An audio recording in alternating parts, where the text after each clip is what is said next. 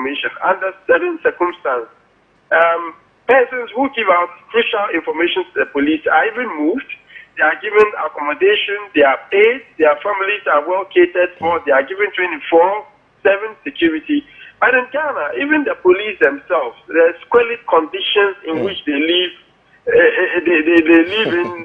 It's even one disincentive for anyone outside of the police office, police service to even give out crucial information. So it is really worrying, I must say, and that is discouraging a lot of people from giving out information. And there are instances where people are even victims of crime, and they know the criminal, but they are not motivated to give out information to the police because the next minute the criminals might come after you, knowing full well that you are the mole amongst us. Right. And what can be done about this situation, Mr. Sani? First and foremost, we need a policy, a witness protection policy. But it doesn't just exist on paper. We need to allocate resources because it's a lot of money moving people. It's a lot of money giving people protection. And it is worth it because most of the intelligence the security agencies get is from civilian sources. But if you don't harness your relationship based on mutual trust and respect and confidence between yourself and the civilians, people would not be encouraged to give you information. So we need a lot of resources and we need commitment on the part of the police hierarchy and, of course, the politicians. Because the police don't have a budget. I mean, they feed from, government.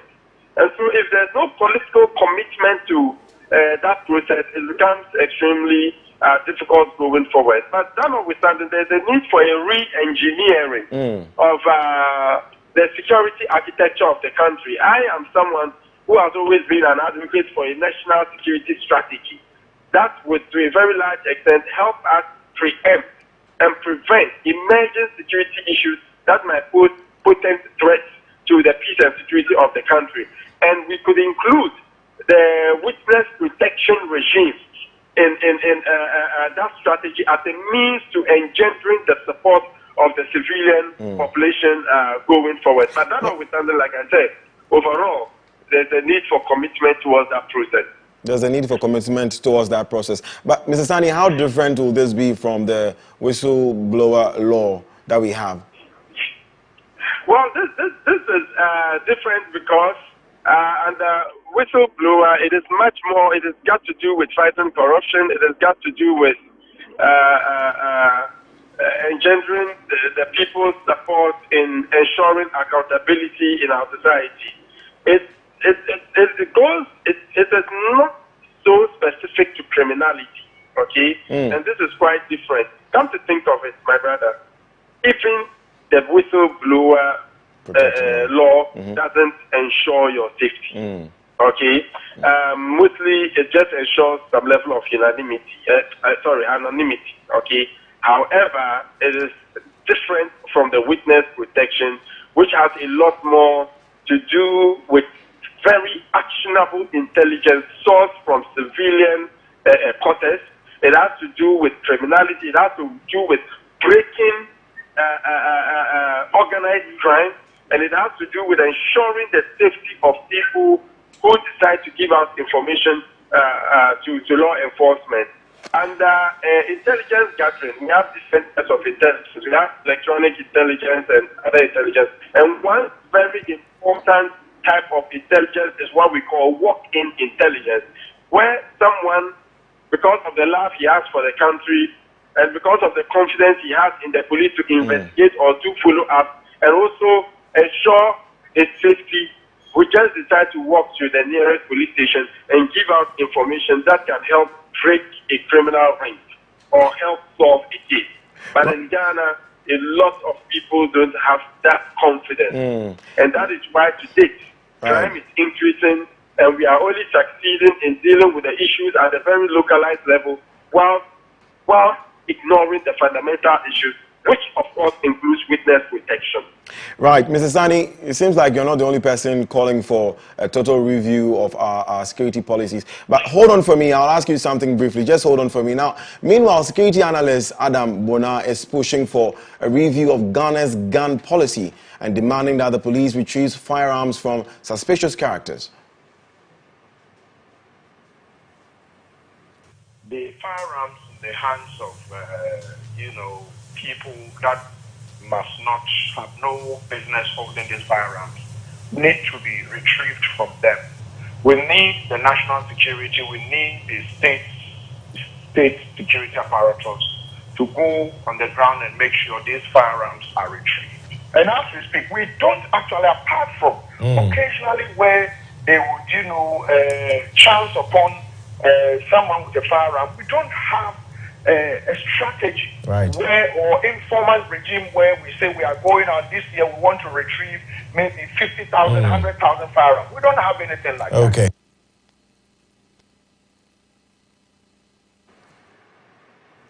Right. Mr. Sani, I don't know if you heard that, but security analyst Adam Bona is also calling for a total relook at our gun policy, and he's asking that, if possible, we should retrieve all guns from suspicious characters. What do you make of it?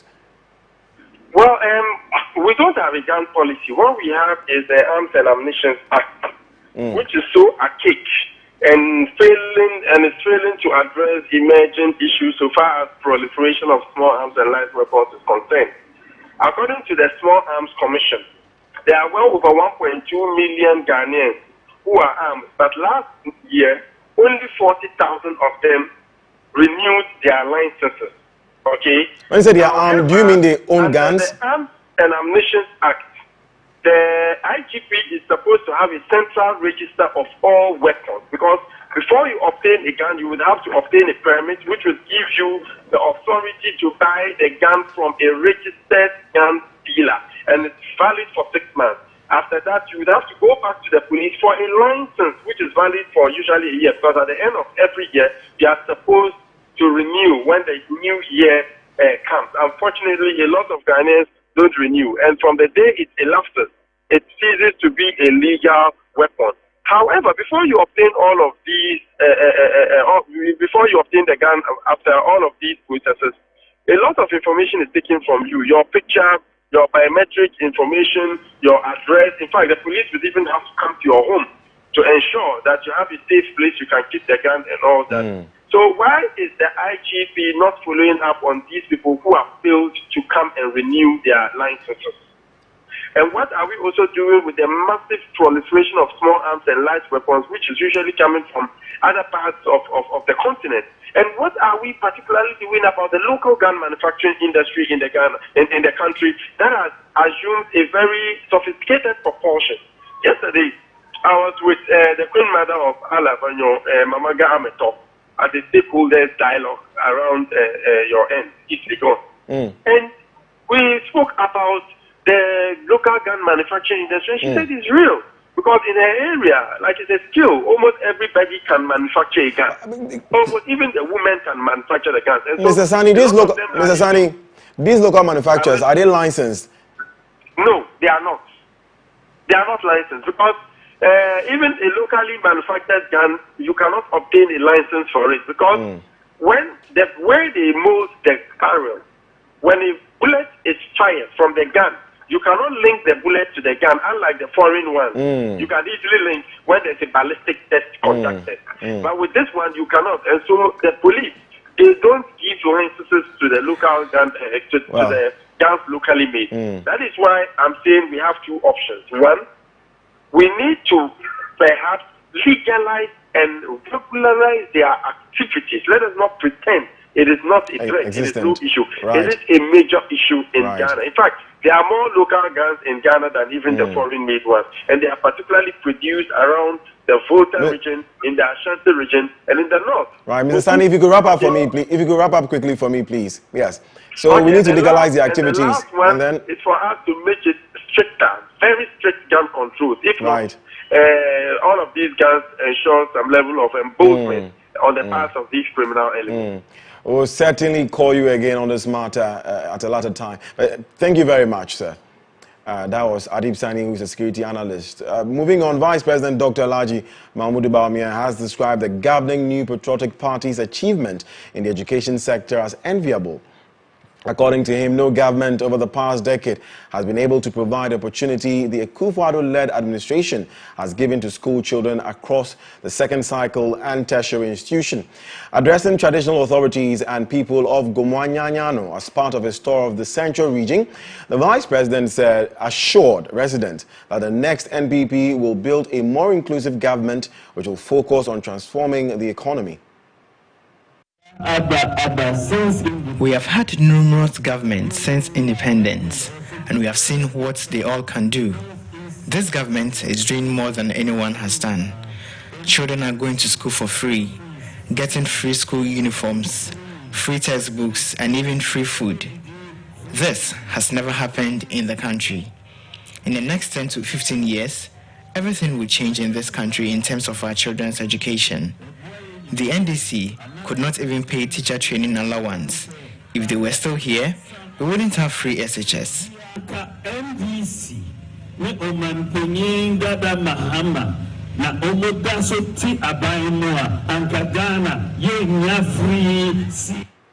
Now, Dr. Bawumia also highlighted on the road network in the constituency. He assured constituents of the effort made by the NPP to complete all roads in the constituencies, more especially in the Gomwanyanyano area and its environs. Meanwhile, the First Lady Rebecca Akufo-Addo, who is also on tour in the Central region, has commissioned an e-library and a music recording studio in the Wutu Senya West constituency as part of the government's agenda to provide quality education for all. Speaking to residents of the area, the First Lady said her husband is a promise keeper, unlike his counterpart in the NDC, and should be given 4 more to do more. Your friend's kids and yours are all going to school for free now. Nana wants us to move forward and not backwards. All the things he's done since his appointment proves this, so give him 4 more years to do more for you. So far, he has really done well. He said he would never lie to anyone in Ghana, and indeed, he has fulfilled all the promises he made. And so no one should make a mistake in the December elections.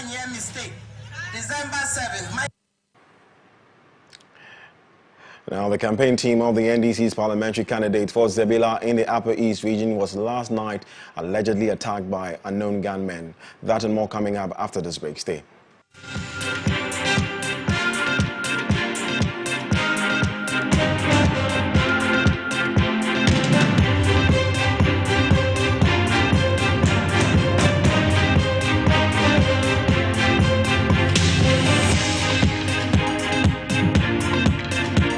Shop online, get free swipes, and enjoy greater security with a card that turns banking on its head. That's Africanacity. That's ABSA. Hi, my name is Alamatu. Yes, these are both me. You see, before free SHS, my life could have taken 2 very different paths. The SHS path depended on how much money my parents had, what sacrifices they were willing to make, and whether they would send me or my little brother Issa to SHS. The other part is what would have become of me if there was no free SHS. But today, thanks to free SHS, my future is bright and promising. Congratulations, you have a name. He's a boy. Instead of depending on others, I will stand on my own feet and help my family. Free SHS is where my dreams for a better future and the dreams of thousands of young girls become a reality. Don't let NDC take it away from us. Vote for NPP and give all Ghanaian girls a chance for a better future. They'll go with the 4-4-2 diamond formation for that early lead. An early goal will settle the nerves. Their away team has been in bad form. They will feel the pressure. The home side's kept 2 clean sheets in a row. It's all about momentum. Who will have the stamina to last the 90 minutes? Their star striker is suspended. They've got no kappa. The marking will be tight. This will be won or lost in the midfield. This is why I bet. This is why I bet. This is why I bet. Bet well for the number we can.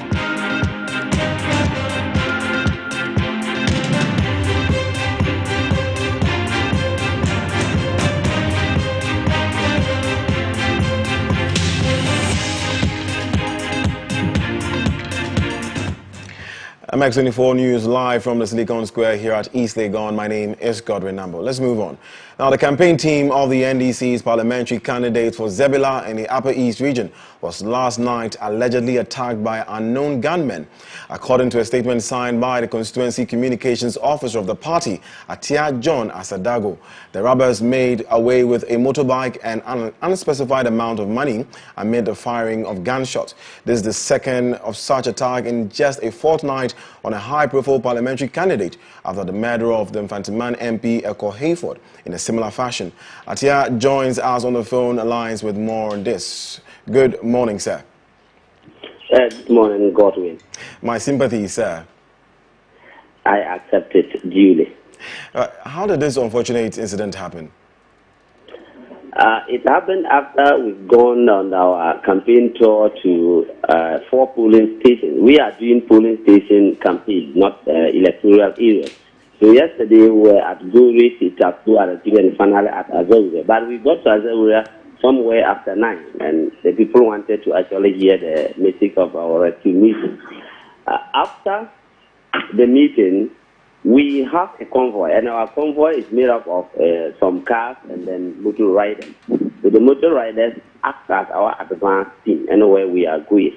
So on their return, we had not less than 8 motor riders.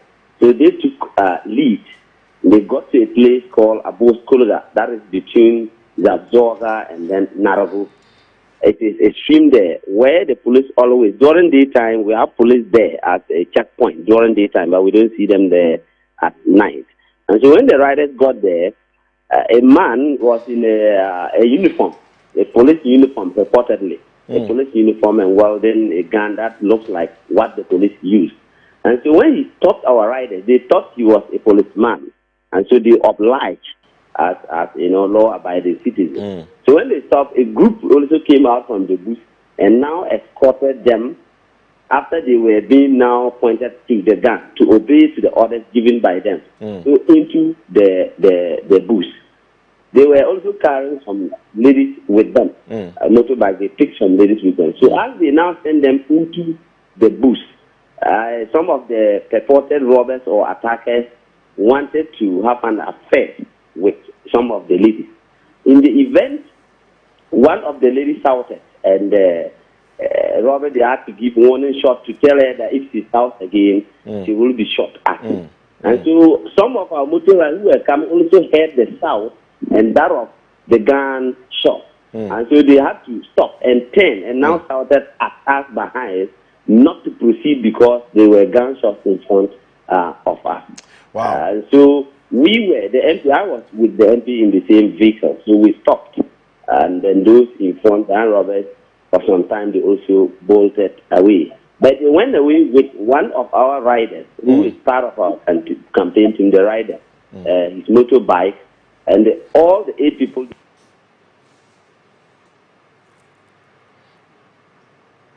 Right. That was, I think we lost him on the line. That was Zebilla, NDC communications officer, speaking to us after their campaign team was attacked. Now, a CDD Ghana pre-election survey has established that Ghanaians are split on direction of the country.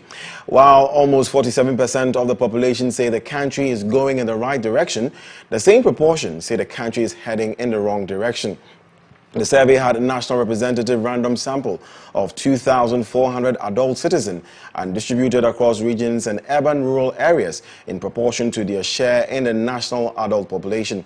Face-to-face interviews were also conducted in the language of the respondent's choice. The survey also indicates that infrastructure and unemployment are the topmost concerns of Ghanaians as the December 7 polls draws closer.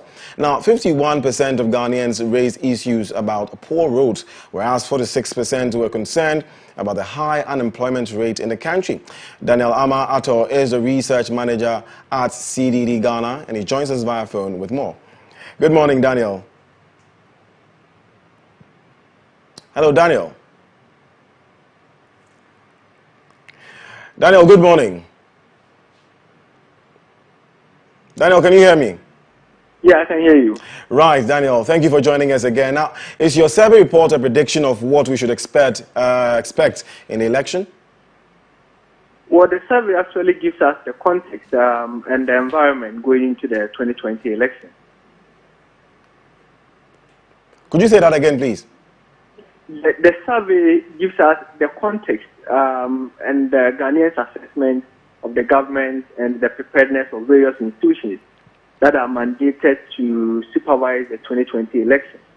So these are the views of Ghanaians going forward into the 2020 election. Right, there seemed to be a split decision. Now, in the last Afrobarometer report, majority of Ghanaians thought the economy was going in the right direction. What do you think has changed this? Well, so I think the coronavirus, when you look at the questions, a lot of Ghanaians indicated that prior to coronavirus, their economic conditions was better. And actually those who indicated that due to coronavirus, their economic conditions have worsened are close to 7 in 10 Ghanaians. So this is not so surprising. I believe the coronavirus has impacted on people's economic conditions. Well, in your own estimation, do you think this is a positive, how do you think this will affect the election? Rather, I should ask you, how do you think this will affect the December 7 election?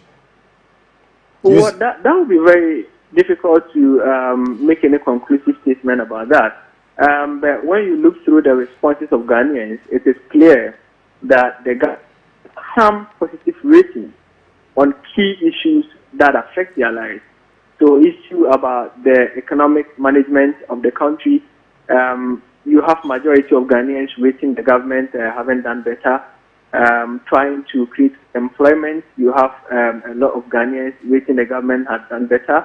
And some key policies that the government has introduced, such as the free SHS, you can see a lot of Ghanaians are happy about that. But we also know that Ghanaians also rated their own personal conditions as not doing too much well. You have about 3 in 10 saying that they think their personal conditions are better. And so you have a bit of that situation, but overall you can see that government enjoys some positive ratings on key issues going into the 2020 elections. Right, Gabriel, thank you so much for that report. Now, Gabriel Boateng-Isiama is a research fellow at the CDD, speaking to us. Moving on, an Accra High Court has ruled that the Auditor General, Daniel Dumelovo, did not abide by the rules of natural justice in the $1 million Kroll and Associates audit. Mr. Dumelovo, in December 2019, issued a surcharge against Senior Minister Yao Osafo-Maafo and 4 other officials of the Finance Ministry, arguing that the auditing firm, Kroll and Associates, was paid for no work done aside from the fact that the contract did not obtain approval from Parliament and the Public Procurement Authority. The senior minister and the officials dragged the AG to the High Court, asking that it set aside the surcharge, arguing that Mr. Dumelovo came to a wrong finding of fact when he concluded in the absence of proof before him that the contract had not been performed. But the case presided over by Justice Butchie noted that the Auditor General's office indicated its satisfaction with the work done to the Supreme Court. She therefore stated that had the respondent, the Auditor General, not been hasty and had the respondent's office taken up the offer to inspect the documents which would be made available for inspection, the whole issue of whether or not work had been done would have been resolved without this convoluted, tortuous legal battle. She proceeded to hold that the Auditor General came to a wrong finding of fact when he concluded that the contract had not been performed. Justice Butchie also ruled that the payment was not wrongful and that the Auditor General erred by holding the view that the agreement required parliamentary approval.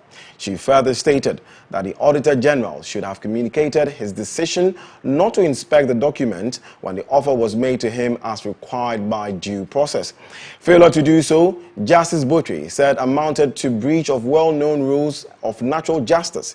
This judgment means the senior minister is no longer required to refund the $1 million.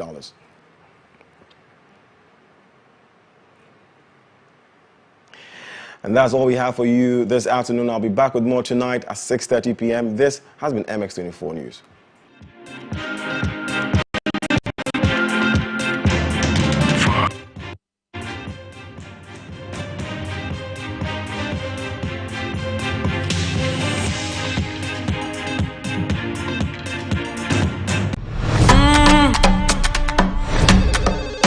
Hello?